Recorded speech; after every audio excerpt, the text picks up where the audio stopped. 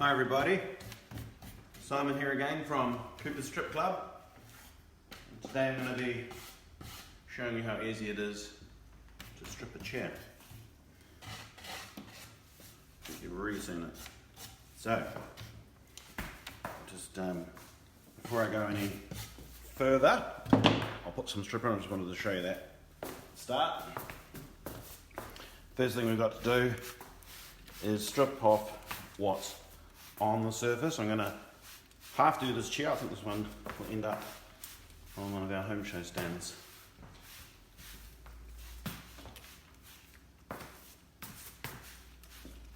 Right.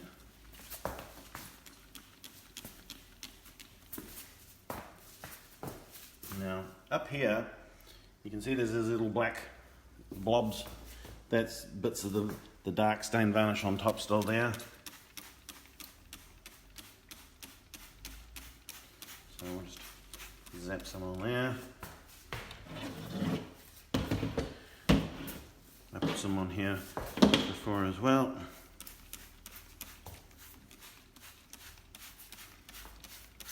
So this chair's had a clear varnish on originally, and then the person has decided that they wanted to, the donners have taken some varnish and they've tinted it pretty much black, and they've sprayed more over the top until all the grain disappeared. It's a nice chair with the fluting at the front. See some of that, I keep pulling it away from the camera. Again, if you have any questions, just send them through, and we'll answer as well as we can. Ooh, chairs are interesting items to restore because there's so many angles. There's bits all over the place. So when the chair was made, it was sanded. In component form, it wasn't sanded once it was put together. It was already sanded in pieces, and then they put it together, which is the easiest, quickest way. When you try and sand a chair to restore it, it's a monumental task because it was sort of never meant to be done that way. So you can see that our stripper is really thin, and it just absorbs in, and we keep it wet. The guide, which I've got here, if you're following our videos, you've seen this a few times. But part one, strip what's on the surface, and that means all the stuff that's sitting on top. So put the stripper on, we wait till it does its thing. In the case of varnish, it's usually 2 to 5 minutes, and then and it says in the red writing there that you keep the surface wet. Now, if you get big blisters like we are through that rail there, if you put more stripper on top of that, you're really just throwing your product away. So at this point, we really need to get it off and see what we've actually achieved. So now this sort of project is ideal for the soft copper detail brushes, even though we normally use these sort of on corners and things. These sort of projects are ideal. We could use our blades, but I'm sure you'll agree that this is just way easier.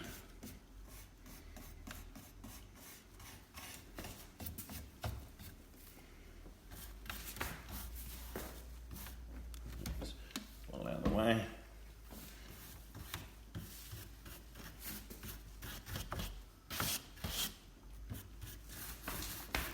So we're just getting all that bubbly stuff out of the way.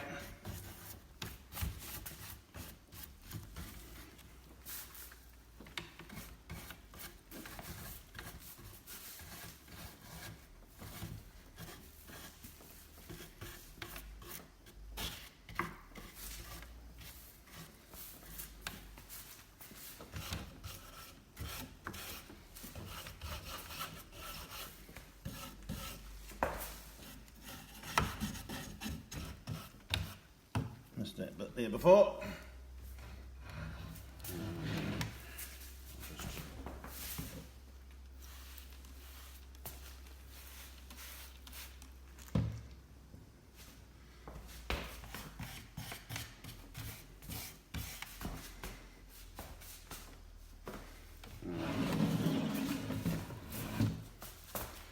if you missed that before, now this top panel here, this piece here, it's plywood. And if you were to get this chair dipped, you wouldn't have a chair anymore. All that, it would all just peel. And if you were to sand this sort of thing, again, you risk going through the veneers. And so this is a very, very safe way of dealing with your veneered surfaces.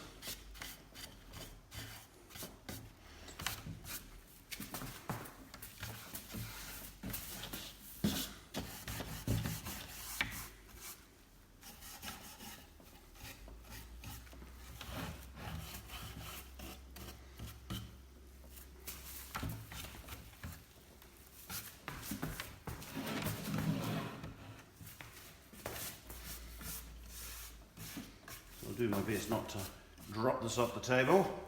Usually I'd have a bigger surface, but for our movie magic, I wanted this one. So, okay, so that's sort of dealt to the majority of the stuff that's on. So we're back to the stripper. Our stripper again is really thin. We make it thin so it absorbs, sprays really easily. And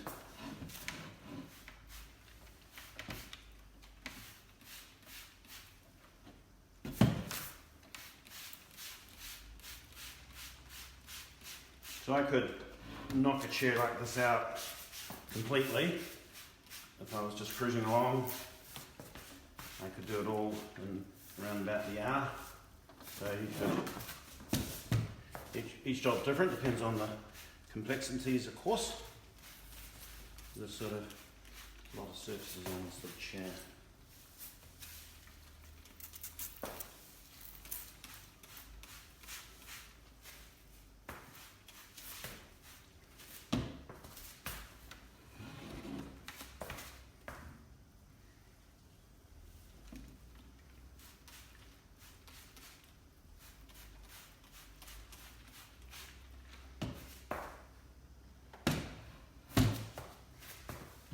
Okay, see if we get light on there.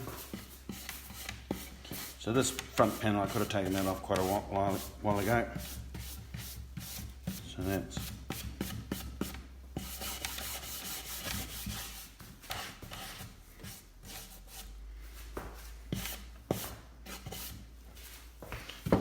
now. Right, also grab a chunk of steel wool. This is our European steel wool that we use, and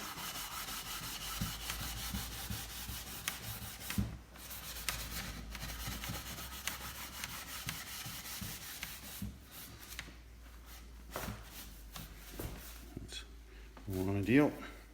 I'll turn it around to the other side. This is where you start to get a bit more systematic with your scrubbing. Always stick in the direction of the grain.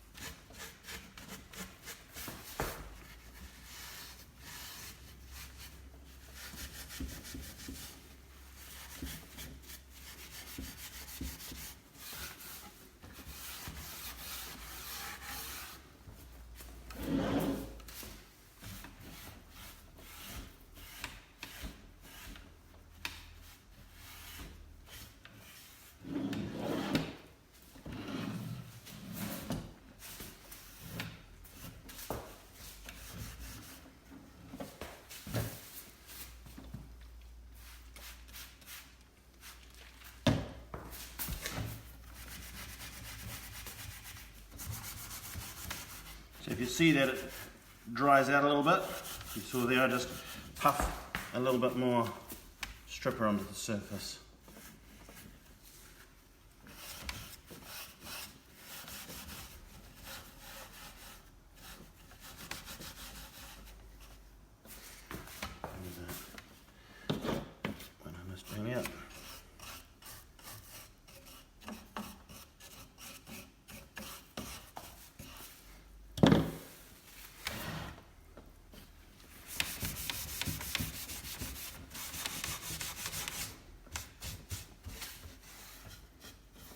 again, in the background here, we've got cooperstripclub.com. That's our website.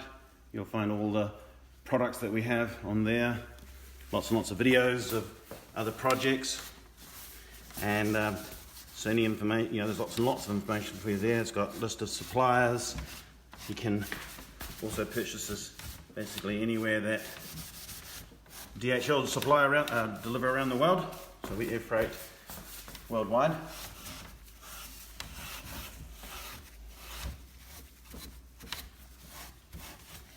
A chair like this, which is lots of wood, you'll probably get something in the region of about 3 to 4 chairs done out of a litre.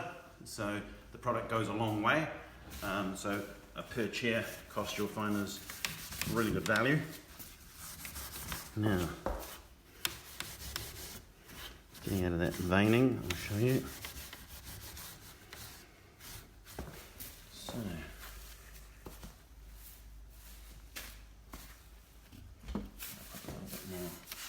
little bit more. And I'll get a bit more into the detailing of it all.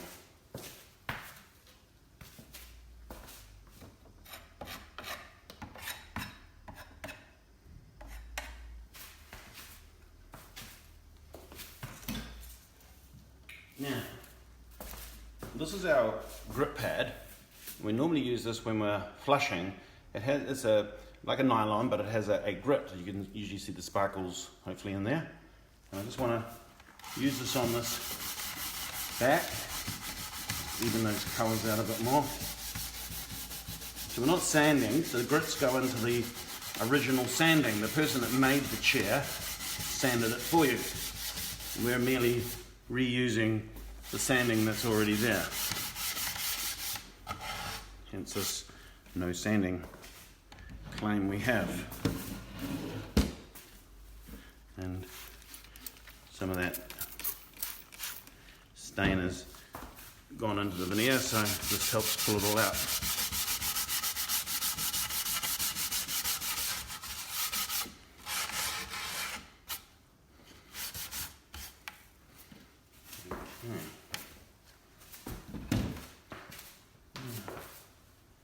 My bag, sorry. Can you get a wide spatula? Just behind you. There's a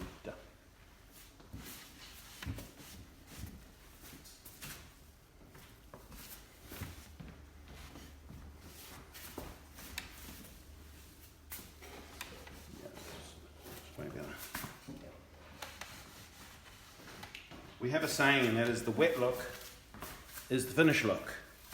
And what that means is when it's wet at any stage, that's what it would look like if you were to put a clear finish on it. So it's a bit of a looking glass for you.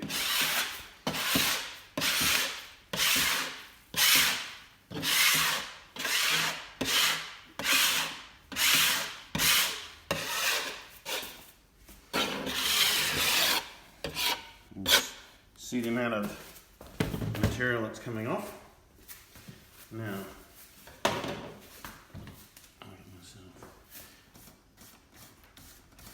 so the strip has had a few more minutes to get into these grooves and bits there, so it gets out of the deep veining of the flutes there. And again, this is where, if you are sanding, this is where the real mind-numbing time goes.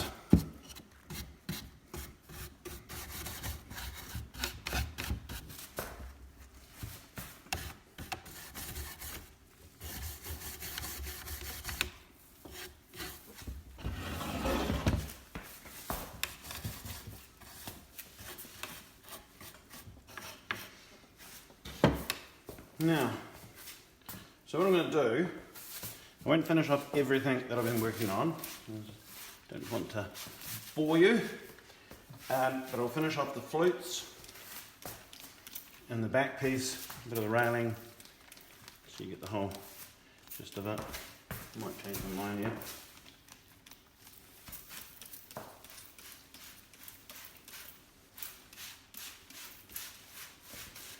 In for a penny, in for a pound.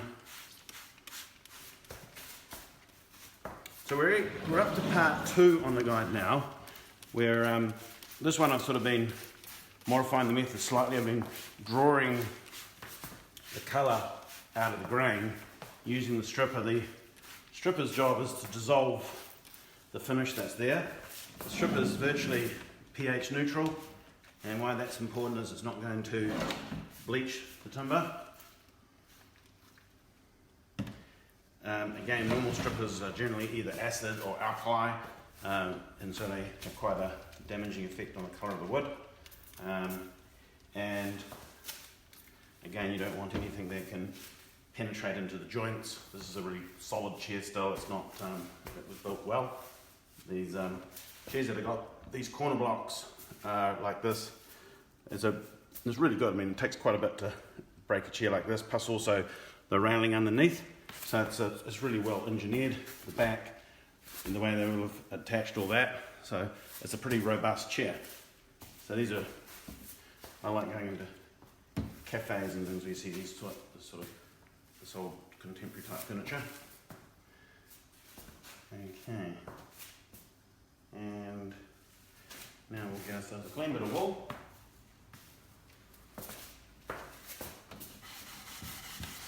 This is, actually I should show you the guide. So this is part 2, which is strip what's in the surface, and so it says put the stripper on, wait a couple of minutes, then give it a scrub with the correct scrubbing material, which always sounds a bit ambiguous. And what that basically is saying is you just pick the right, like you've seen the brush, you've seen the grip pad, you've seen the wool, you're just choosing it for the right place. If you were stripping outside, you wouldn't use steel wool, but the chair's perfectly good outside. Any wool that gets caught in the wood can cause rust.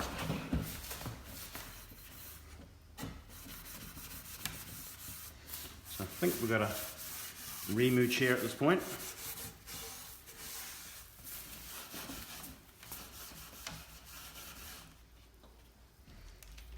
There.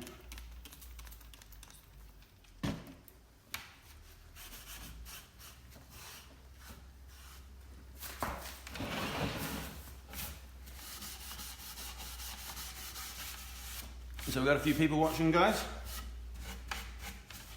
How's that? How many people are watching right now? Yeah, how is our audience going? 3. 3? Yeah. Oh. Is that boring? It's probably because everyone's working. We'll put it down to that.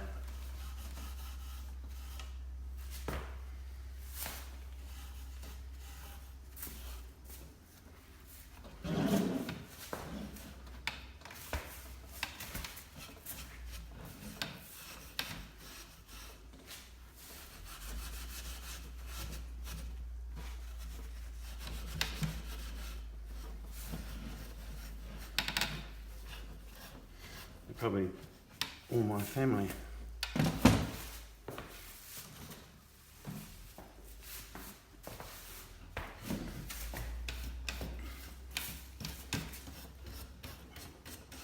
We'll get my mum onto social media, and then we'll have 4.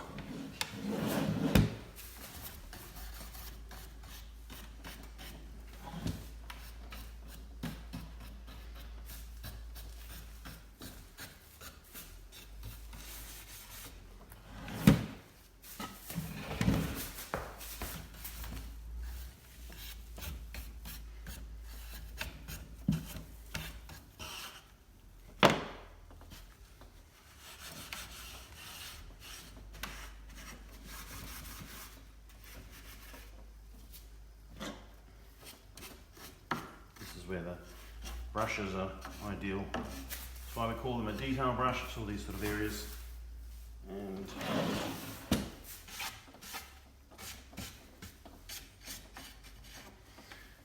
okay. Now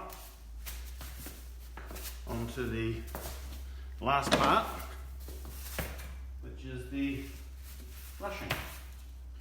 Again, I'll bring out the guide. Ooh. So, part 3, flush the surface clean. So what this is where we want to, effectively it's stripped, but that means if we don't do anything more, it means we're going to have to get a sander out, but we don't want to sand. So now what we want to do is we want to flush the surface clean, and that's the no sanding game. So we have a paraffin-based rinse here, and it's sort of a, what's that, slow drying, it's a slowish drying product, and what it does is allows us time to spray, to scrub,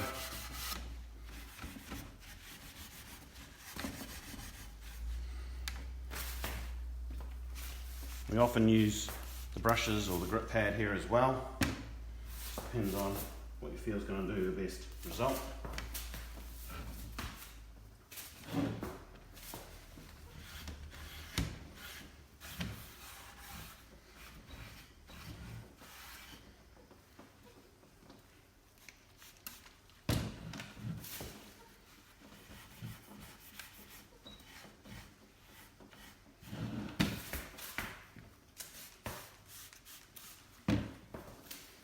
Spray scrub, spraying white. And as I was saying earlier, if you're happy with it, with this wet colour it's got now, that's what you're going to get with a new finish on. So it's looking good. And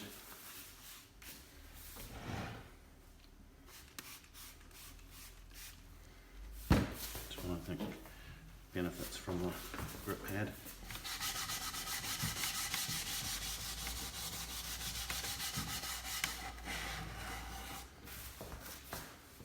Spray scrub, spray white.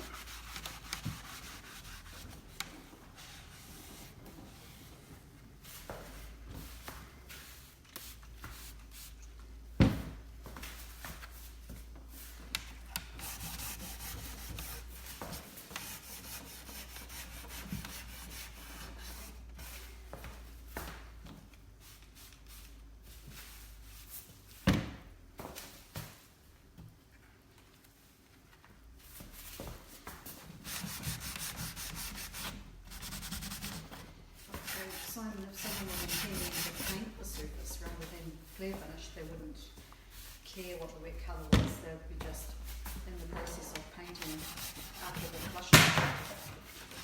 Yep, exactly. It's, if you're stripping for painting, then it doesn't really matter what the colour is. And you do get people who are, say, got those hollow core ply doors, and they sometimes want to paint them, but there's varnish there, so they want to get the varnish off. What you don't want is varnish on there, because it just makes new finishes peel.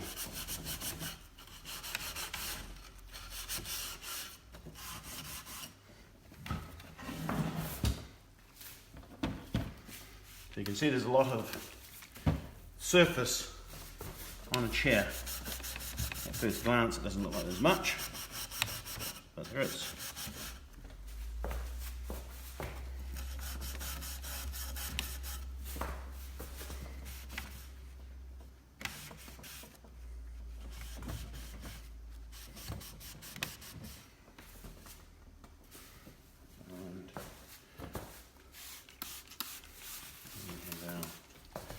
Green down here.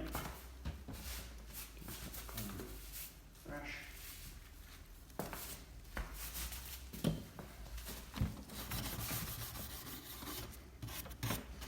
These brushes are amazing on these sort of surfaces.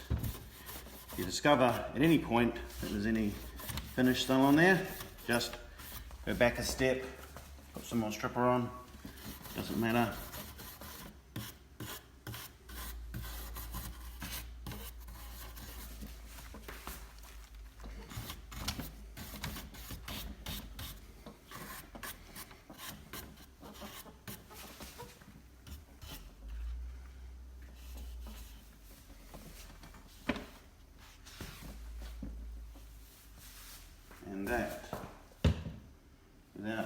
closer inspection is that.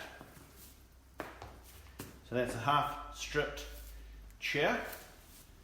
And if you're at one of our home shows and things and you see us there and this is there, then you can say I saw it happening. And so this is now ready for any finish you want. If you were painting it, you would probably want to leave it to the next day so all the solvents completely evaporate out. If you are wanting to do one of our finishes, we've got our moisturiser, which I'll show you on the back. You can do it straight away. So,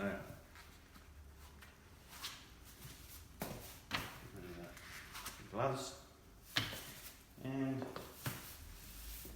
so, if you haven't seen one of our videos before, you won't have heard about this moisturiser. This is a like skincare for wood, like leather care you could think about. And I thought this one up, I don't know, 30 odd years ago. And to me, treating the wood like skin seemed like a good idea. So it's a blend of gum, oil and wax, and you just slap it on. You don't have to be good with a brush.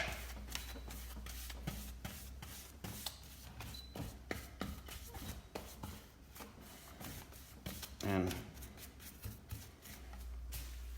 this is really cool because you can get sort of instant gratification. You can go out to shed, use it on. I always think a glass of wine works well. And we can just strip away, whack finish on, and it's all done in the one sitting. So I'll just do down here, I'll clean the table off afterwards and then do it all properly. But just so you can get the gist of it all.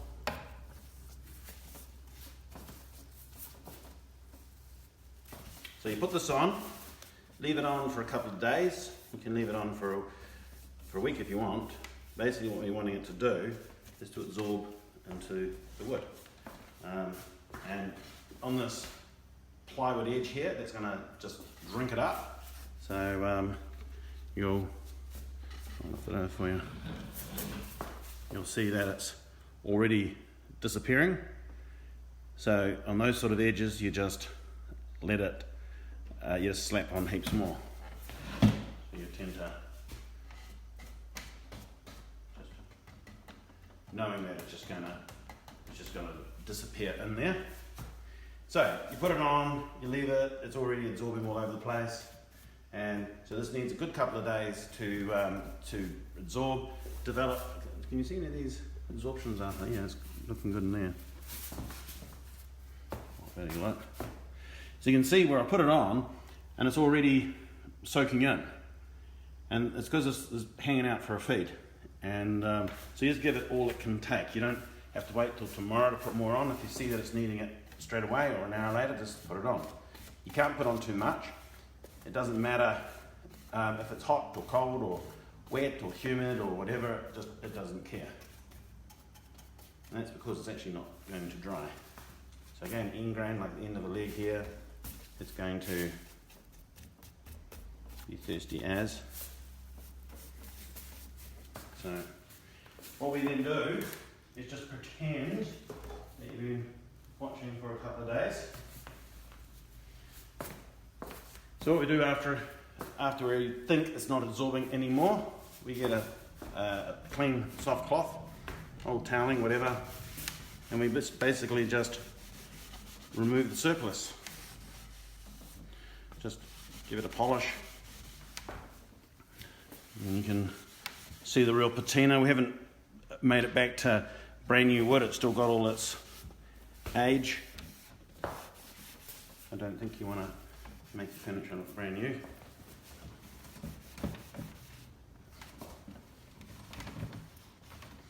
This leg I think is a bit of a star. It's the bit that sold me on the chair when I found it the other day. And you just really polish that. That's looking the part. So that's smooth as. These little marks in the chair, obviously, so many years of belt buttons and stuff, rivets and things on there. it just stays in there. It's part of its look. If you were to sand that out, if you say, oh no, it must be perfect, then you're going to cut that into a fresh colour, and now you've got to either stain it or you need to sand the entire chair. I think that actually looks good as it is. So we'll leave it at that. I'm going to clean the table down and I'm going to put moisturiser on the whole thing, and we'll see you again tomorrow. I'll see what I can find to delight you with. So thanks for tuning in, if that's what you call it online, and we'll see you then.